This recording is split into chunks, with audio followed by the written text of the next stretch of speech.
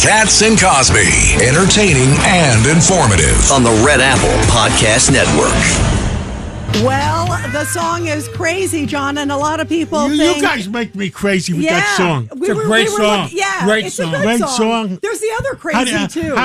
What was the other one? How would anybody else say it? Patsy Cline. Patsy Cline. We were looking for the other crazy. Patsy. And Willie Nelson. They would all say did the other crazy. Sugar. They all did the crazy. By the way, the word crazy, though, is fitting, though, John, and it's because some of these comments coming from the mayor saying he's going to arrest Netanyahu, a world leader, if he comes to New York for the UN General Assembly. Luck with that. I mean, hey, George Venizelos, you were in the FBI for so many years. What do you think? Under what authority? Yes. Right. You know, that's going to be the question. If he orders, I mean, let's play. Let's play with this. Okay. Let's play the game. I know you're going to say. If he orders the police commissioner to arrest Netanyahu, and Netanyahu is being protected by the Mossad, right, and Secret Service. By the way, we have in the studio with us Michael Cohen. Michael, welcome to the studio. Thank you. It's always good to be with you. And George Venizelos, the former FBI director of New York, the assistant director in charge, and Judge Richard Weinberg. So we got a team here. and by the way, we were threatened. We were threatened that Steve Moore is going to show up. I know we are, and we're keeping a hot seat. We have a chair ready. We have a hot seat that we have the seat plugged in. Yeah, that's called hot, a super hot seat. Okay. And Michael Cohen, you know President Trump well. He put out a statement. I love this, and which is kudos to him, John. He put out a statement right away and said no one is going to be arresting Netanyahu during the UN General Assembly. No form, no shape, no how.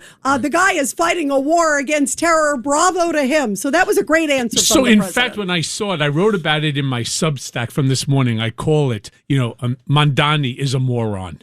Because you have to be a moron to literally go out there and make the statement that you're going to, at the United Nations General Assembly, to take a world leader, not to forget about the fact it's our closest ally, but you're going to what? You're going to arrest a head of state? Imagine the turmoil, the tumult that this would actually cause in the world. That means that every single diplomat, every consulate, anyone who goes anywhere in the world is now subject to the mayor of a city turning around saying, well, I'm now going to enforce it as if I am the determining factor for what? For the ICC, the International Criminal Court, well, which we don't even acknowledge. We don't acknowledge, right? Wait. Somebody has to tell him he's in the United States of America. Right. We're not following. But that's what Mamdani is based. In fact, I want to brief everybody. This is what he tripled down on today. He said the ICC warrant says, but you're right. It has no legal force. The United States, Israel is not part of it. Also, the UN rules and laws do not provide for that because it's diplomatic immunity. Exactly. So if he directs Jessica Tisch, the police commissioner, to do that, she has to say no. And if he doesn't like it, he can fire Tisch. Yeah, listen, we are all laughing about this because it's really a joke. It is. No, it's really a joke. It's crazy. It's a joke. Actually, he's a joke. I think he's saying it to drive us crazy. Yes, going back to the line. Absolutely. No, I think he's doing it to rage bait. Exactly. This is great fodder for him. Yes. It's great for his Twitter. It's great for his social media. People are talking about it worldwide. Yes, right. And his followers want to hear that. Yeah. And he's laughing. He is laughing. Yes. By the way, one thing I want to get to, because we have George here too, let's talk about what's so scary, what happened outside of Federal Plaza today. Crazy. This guy, it just came out, I was telling the boys, it was an Army veteran. And it's a guy who had all this anti-ICE rhetoric on him. And not only did he have the pellet guns and the incendiary devices, because he lit a flame right in front of the ICE building. Axe and a machete. Axe and machete and knives. They're lucky they didn't get to that. Scary. So scary. You know what I'm surprised at, George? Mm-hmm. Somebody should have shot him down. That's what I'm surprised, especially because he was shooting that pellets, but who knows? Who knows if it's pellets and who knows at the building? Bullets.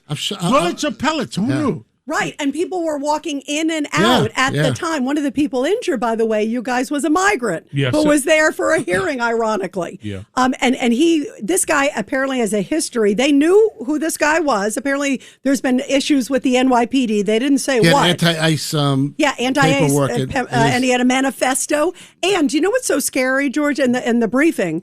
and I know we were all watching the briefing. In the briefing, they came out and they said that this guy, when he was asked by authorities right after he's arrested, he said, I didn't care if I hurt people, if I killed people. I mean, that's what, even if the guy is emotionally disturbed, obviously, he's very dangerous. Yeah. They're the worst ones. They are, because the problem is you could be walking like the slasher, right, that was in the train station. Yeah. All you're doing is going to a train. All you're doing here is going to a hearing. And you come out, next thing you know, you have somebody with an incendiary device or a knife or something like that. Mayor Mamdani, as I wrote, moron Mamdani, should go ahead and start worrying about New York City. Worry about the potholes. Worry about the homeless. You can't walk anymore. New York is becoming very much like L.A. I was in L.A. not too long ago. You can't walk on the streets of L.A. without somebody coming in asking you for money. Okay, I understand people are in hard times. I get it. But every single corner, and it's unsafe because many of them have mental problems. Yeah. They need help. No, that's the issue. And you forgot the pot. Half of them are high as a kite because you can smell it too, which is also scary too. Judge Weinberg, go ahead. I see you want to chime in. I just think it's absolutely ridiculous that he thinks he has a right to his own foreign policy, that instead of being a mayor of all the people, he's playing to a radical base. It's time he grew up.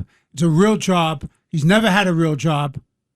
It's time he did a real job and protected the people of this city. And speaking of do what he was elected to do. Yeah, do what he's elected to do. And speaking of foreign policy, Michael Cohen, you wrote an op-ed this weekend. Talk about it. Well, what is it that you want me to talk about? I mean, I write so much all during the weekend. Well, the one that we were talking about was you were basically saying that Iran is underestimating President Trump. 100%. Oh, that's the one you want me to talk about. That's the one. What a shocker. What a shocker. Well, they are completely underestimating him.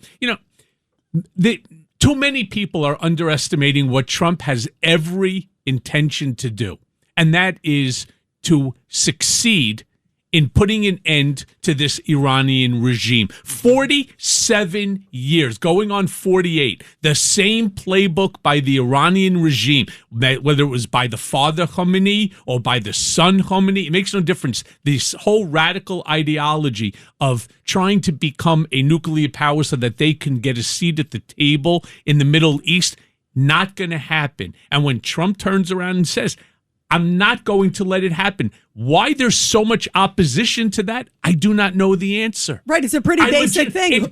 I want to hear. It should be bipartisan. Is there somebody out there who says, yeah, he should have a nuclear weapon? I mean, come on, I agree. By the way, what they fail to understand, and you, George, you could probably talk about this better than anybody.